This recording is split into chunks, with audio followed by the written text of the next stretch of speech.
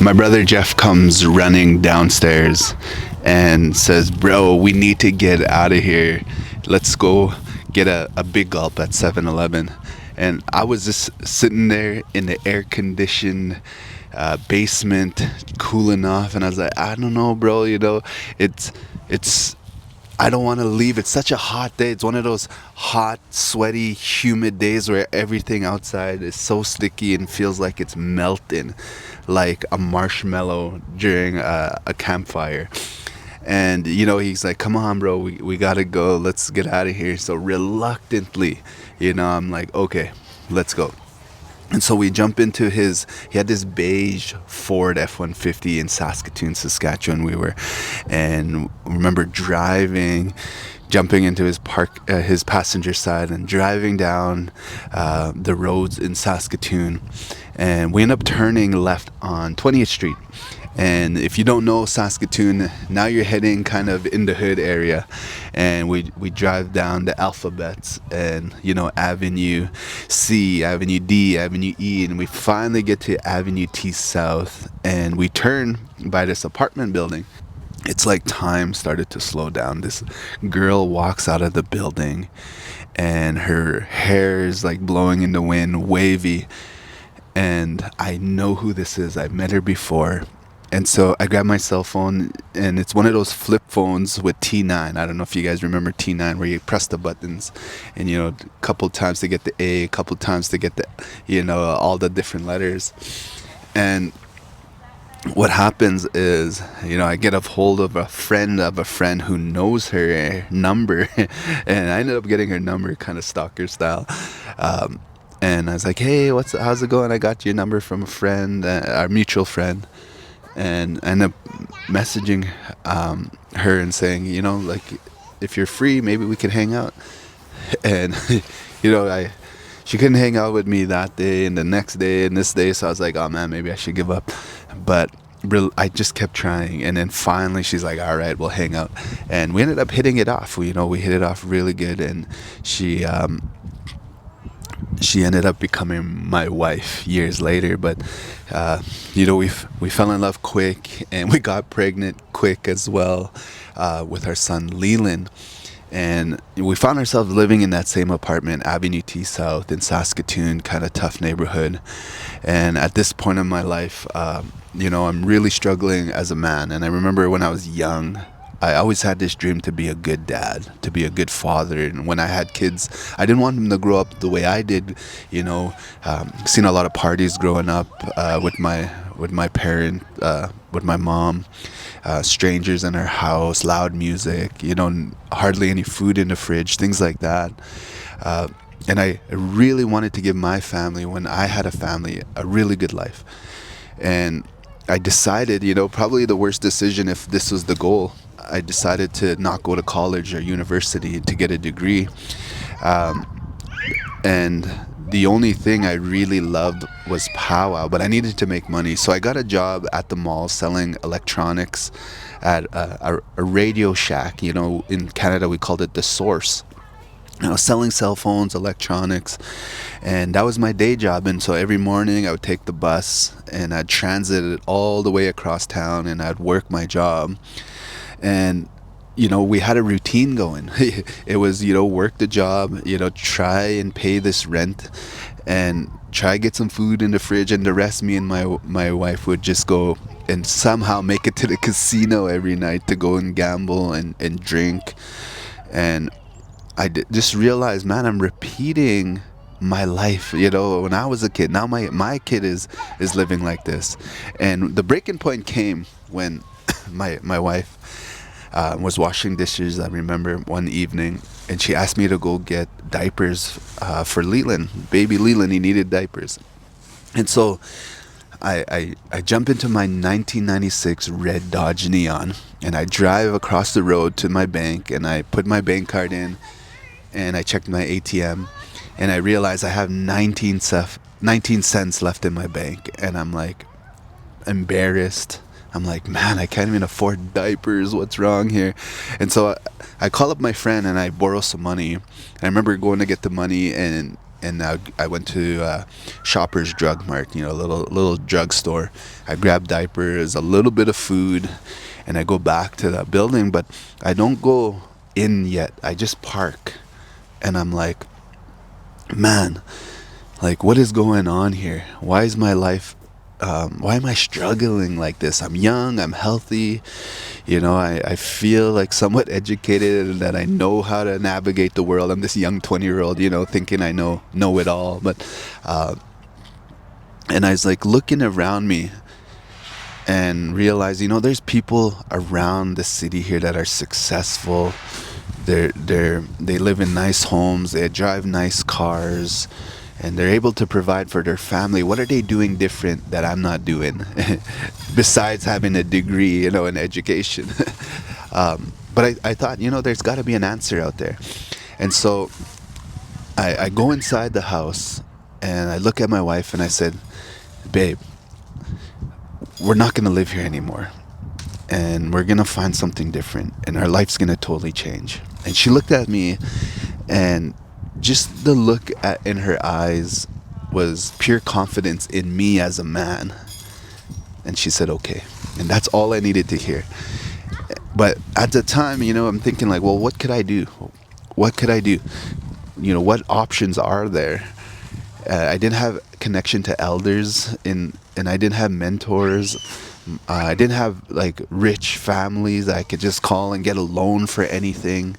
My credit sucked because I didn't learn about credit at the time. And I was like, you know what? There's got to be someone who maybe started off worse than we did and figured out life, and they maybe left clues and they wrote a book about what they did.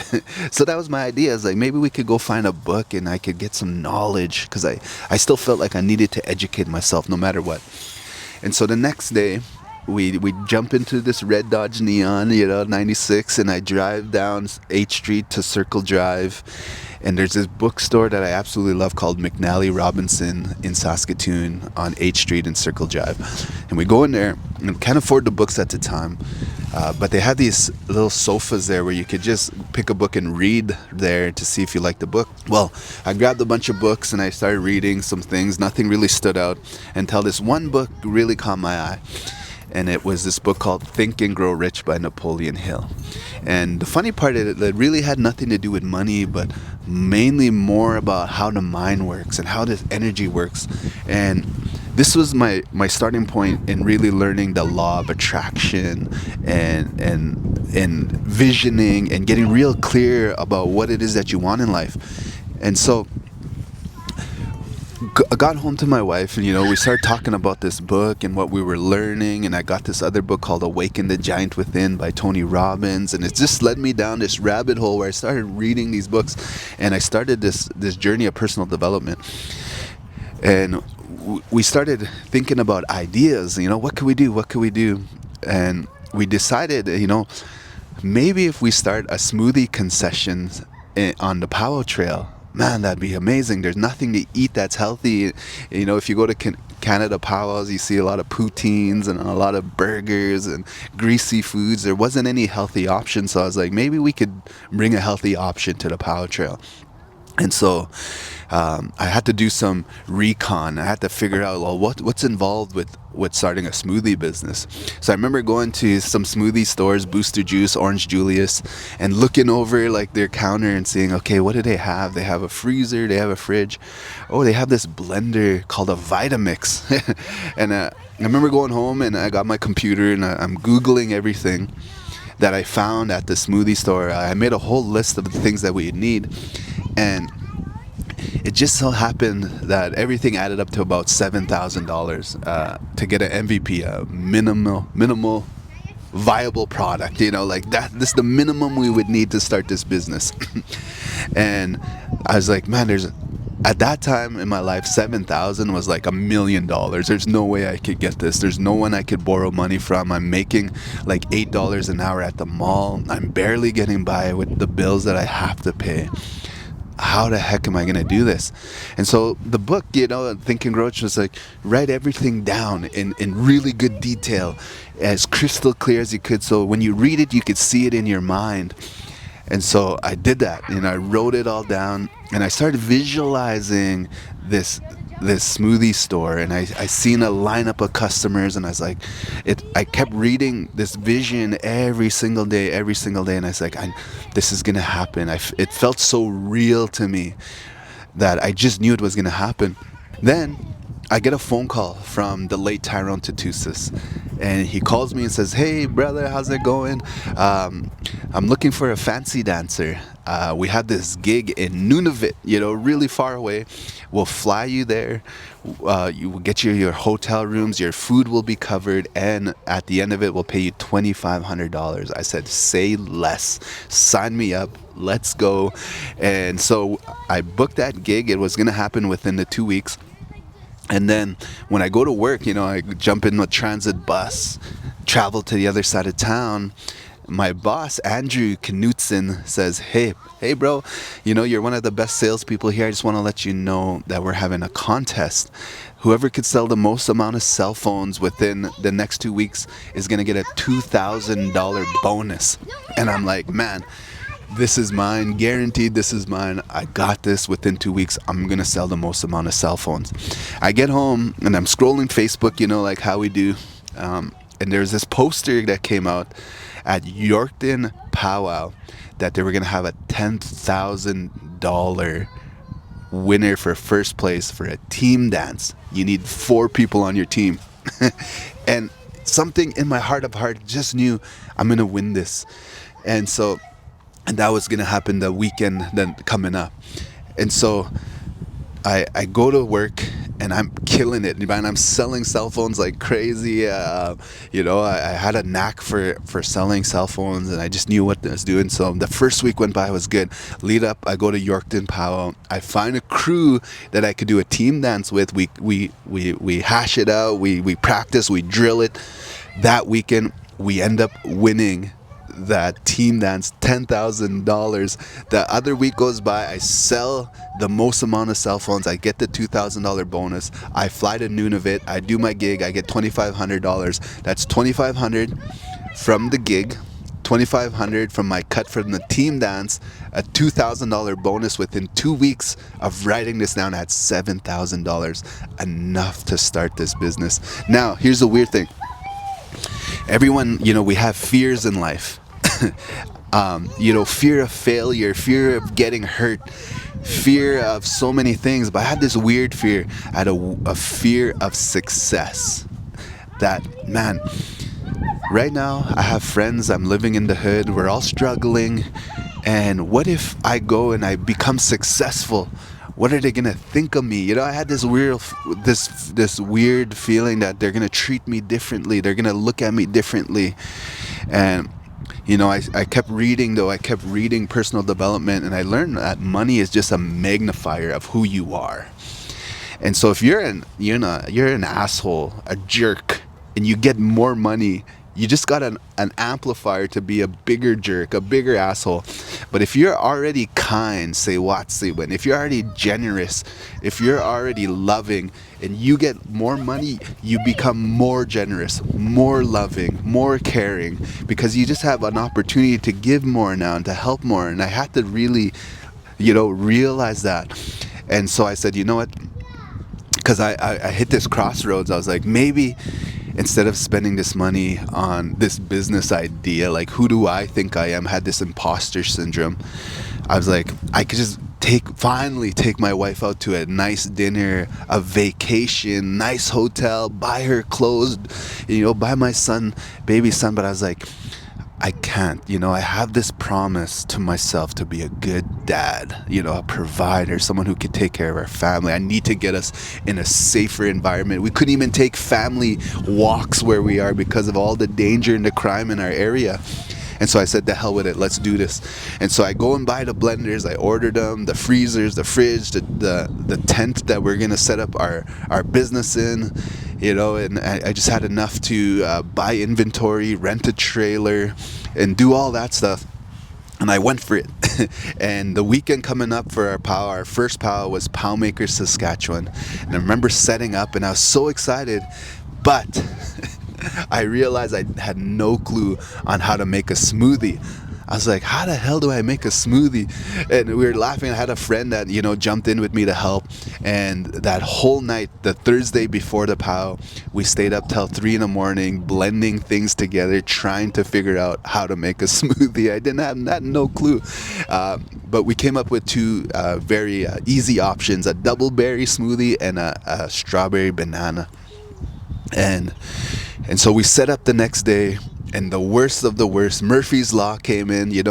Whatever can happen will happen. It's raining, and I'm like, man, I put everything I had, all my money, all my savings, everything into this business that I was trying to start. And it starts raining, and we're trying to sell smoothies. Good thing is I bought a coffee pot, bought some Tim Hortons coffee, and people were coming to get coffee, and we ended up selling enough coffee to break even on what we spent for inventory. My wife's still like, hey baby, don't worry, we got this, let's just keep going.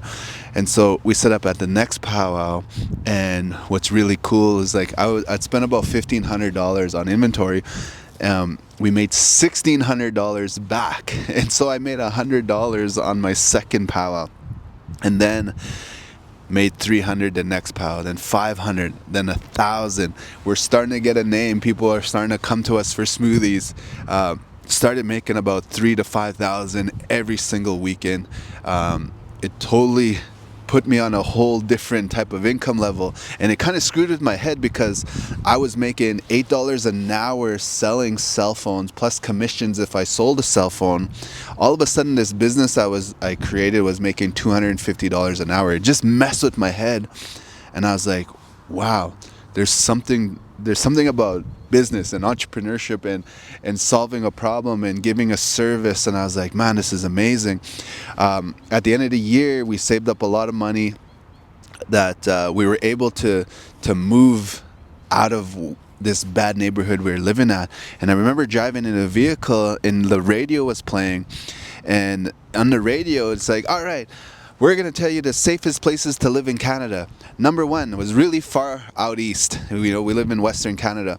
Second one was out east. The third one that they said was Sylvan Lake, Alberta. Never heard of the place ever. And, that next day I got a U-Haul. We put in our notice that we're leaving the apartment building. We packed up everything we had in this U-Haul, and we just left. We drove, me, my wife, my baby Leland. So every day we'd drive to Sylvan, and we'd look around for rent places. And we ended up finding our first place, our first safe place to live, and it was such a beautiful town. Maybe I should take you there in this video, but it was such a beautiful town. It was a fourplex I was paying $500 a month rent in Saskatoon, and I could barely afford that. And here we are, we moved to this place, and it's $875 a month in this fourplex. And literally, we just loved our new place, and said, this is where we're going to build our life. Marissa has been a rock to me for so long, supported me. There's this quote, I think Abraham Lincoln said it somewhere. It says, all that I am and all that I'll ever be is because of my mother. Something like that. And I feel like, I didn't have my mom around in my life. I had aunties and uncles, but I was kind of moving around place to place. And the very first really solid structure family that I felt I ever had was me, my wife, and my son. And I say all that I am, all that I'll ever be is because of my wife. She really supported me in helping me become a man. And from there, we kept this book reading and going. And then we started going to conferences. We started going to Miami and Las Vegas, Chicago. I'd do everything to get there. I'd make bustles. I'd sell bustles, everything to just work on ourselves. And we kept writing our visions down on paper, and we started seeing this is what we want to do.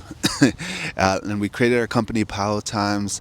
We ended up moving to our second home, and then moving to our third home, and the homes just started getting bigger and bigger and bigger until we finally got into our dream house, a beautiful house, a 4-level house, $1 million home. And 4 levels. I don't think there was like 5 or 6 washrooms, bathrooms in there.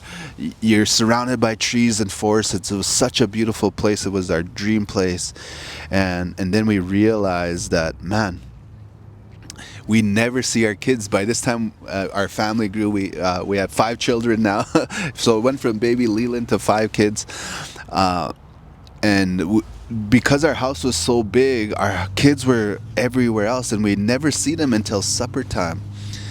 And me and my wife decided, you know what, this is not the life we dreamt about, not being able to see our kids and being so busy with work, that we decided to leave the house. We bought this big motorhome, and then we've been traveling ever since. And so we spend time here in Alberta. We spend time in Saskatchewan because my wife's parents are getting old, so we take care of them. But that's how I met my wife. That's how we built a life together. And the reason why I'm making this video is because it's her birthday, and we just got out of Regina Powwow, and we're ready to celebrate this beautiful woman's life. But I just wanted to give you that origin story of how I came to meet this beautiful woman, Marissa, my wife.